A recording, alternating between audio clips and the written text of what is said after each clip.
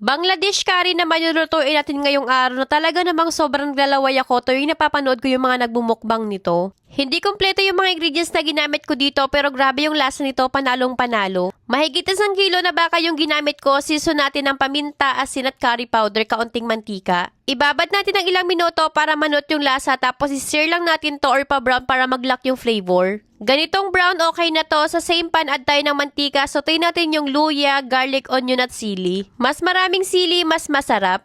Lalong-lalo na kung mahilig ka sa maanghang. Kapag nag-aromatic na to, ilagay na natin yung natira pa na curry powder. Tapos gumamit ako ng tomato paste pero ginagamit talaga nila dito ay fresh tomato. Sinutay ko lang ng maigi tapos binuhos ko na rin yung beef.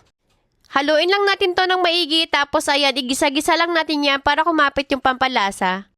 Tapos bubuhusan na natin to ng water, yung saktong dami lang na papalambot natin to. Maglalagay rin tayo dito ng lemongrass, coconut milk, tapos lalagyan din natin yan ng peanut butter, 1 kutsara lang or 2 kutsara.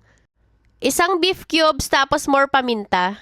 Kaunting asin at haluin lang natin to ng maigi at isimmer natin to or pakuluin sa mahinang apoy hanggang sa lumambot na katulad nito. Haluin lang natin to para hindi masunog yung ilalim nito, tapos mag-add naman tayo dito ng coconut cream. Yung saktong dami lang yung gusto ko kasi dito yung medyo nagmamantika na talaga siya. Nag-add pa ako ng more sili kasi gusto ko yung maanghang na maanghang. Sinimmer ko ulit to ng ilang minuto